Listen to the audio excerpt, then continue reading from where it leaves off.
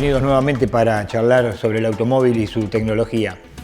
Hace unas emisiones atrás estuvimos charlando sobre la Fórmula 1, el efecto suelo y toda esta nueva norma que en la Fórmula 1 se instaló para mejorar la calidad, por decirlo así, de las carreras.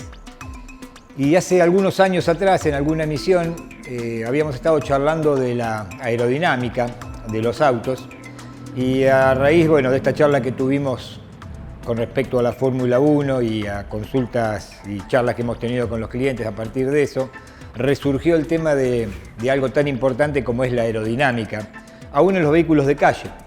¿Y por qué es tan importante? Arranquemos por un principio físico. Un objeto que se mueve dentro de un fluido va a recibir una fuerza contraria que va a intentar frenarlo. Esto es algo que nosotros lo entendemos muy fácilmente. Si nos toca caminar un día por Mar del Plata, esas mañanitas de viento que suele haber, y tenemos que caminar contra el viento o andar en bicicleta contra el viento, nos damos cuenta de que el aire no se ve, pero que está. Y produce una fuerza bastante importante que nos hace cansar cuando intentamos vencerla. Con un auto pasa lo mismo, simplemente que nosotros no nos vamos a dar cuenta porque vamos adentro, pero sí nos vamos a dar cuenta si esa resistencia al aire es grande, sobre todo si vamos en la ruta y tenemos que parar, cargar nafta nuevamente, y cuando miramos el surtidor nos dimos cuenta que el auto consumió bastante más de lo que estábamos acostumbrados. Todo este tipo de cosas nosotros lo sabemos. Los ingenieros también lo saben y es por eso que cuando se diseña un auto, más allá de que estéticamente quieren hacerlo bonito, también les preocupa y mucho que funcionalmente el auto tenga una baja resistencia al aire.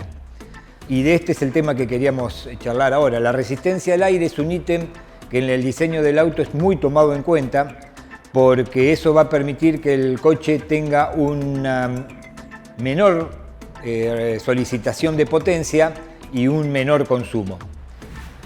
La fórmula, que ustedes la van a ver en pantalla, de la resistencia al aire está compuesta por 4 factores. Estos 4 factores son la densidad del aire, en este caso es dividida por 2, la velocidad del vehículo, en este caso velocidad al cuadrado, el otro factor es la superficie frontal y el último factor es el coeficiente aerodinámico. El primer factor, que es la densidad del aire, en realidad no influye mucho. El aire puede ser un poco más denso por humedad, puede ser menos denso si estamos a 4.000 metros de altura, o puede tener una densidad mayor si estamos en el llano, digamos, cerca al nivel del mar. No es lo que mucho va a influir.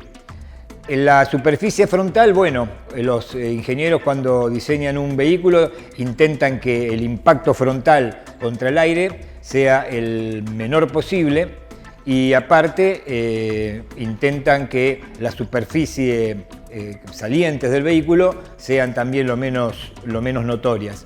Y por último, el coeficiente aerodinámico es el que se estudia en los túneles de viento para ver cómo se comporta la forma que le han dado al vehículo en una situación real. Es decir, el túnel de viento, ustedes saben cómo es, el vehículo está quieto y lo que se mueve allí es el aire. Tienen ventiladores gigantescos que producen un flujo de aire lo mejor direccionado posible y se trata de repetir en un lugar cerrado las mismas condiciones que el vehículo encontraría a ciertas velocidades en el camino. Y a partir de ahí se estudian las distintas variantes de cómo el viento actúa, cómo el aire actúa sobre ese vehículo.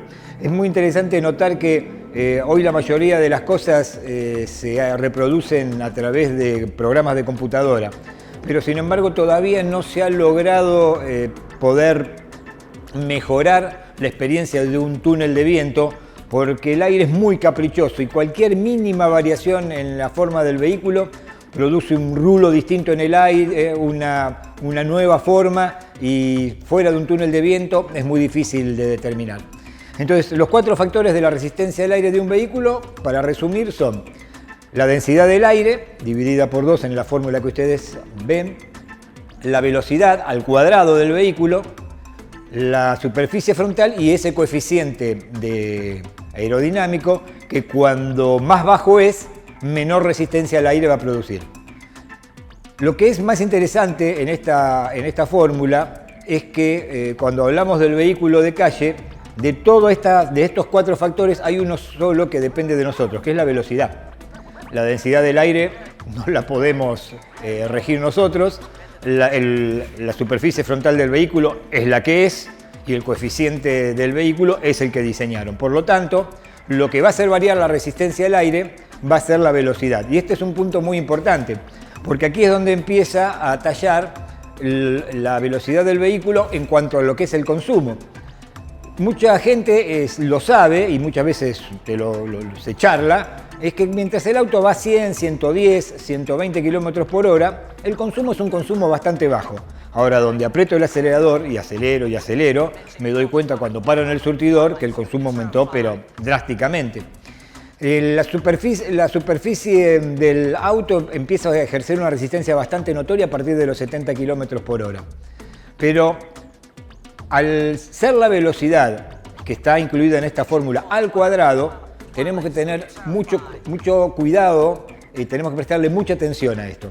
Y quiero darles una explicación gráfica que ustedes también la van a ver en pantalla.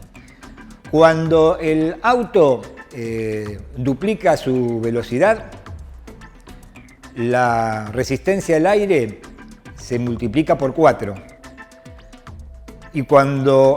Pero para poder vencer esa resistencia al aire necesitamos 8 veces más potencia. Y acá está el ejemplo que ustedes ven en pantalla. Si el vehículo va a 50 km por hora, necesitaría 2 caballos de fuerza para vencer la resistencia al aire. Cuando va a 100 km por hora, es decir, lo duplicó, va a necesitar 16 caballos de fuerza. Pero si va a 200 km por hora, necesita 128 caballos de fuerza. Es decir, que de 50 km por hora a 200 km por hora necesito 64 veces más potencia. Se dan cuenta que esto que implica mucho consumo de combustible.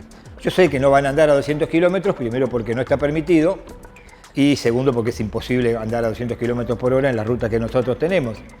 Pero sí está permitido andar a 120 kilómetros por hora. Y si ustedes aumentan la velocidad a partir de 120, se van a dar cuenta que el consumo se hace cada vez más notorio. El motivo de esta charla no es que ustedes anden a 50 km por hora para tener poco consumo, porque tampoco funciona así, pero sí tiene que ver para que ustedes tengan en cuenta que el único factor que ustedes pueden modificar en cuanto a la resistencia al aire de la formulita que vemos es la velocidad, y la velocidad está en su manejo. Y para que tomen conciencia de que el aumento de la velocidad aumenta drásticamente el consumo, porque aumenta drásticamente la necesidad de potencia para vencer esa resistencia al aire. Entonces es muy interesante tener esto en cuenta y saber por qué cuando el auto más rápido va, más consume, ¿no es cierto?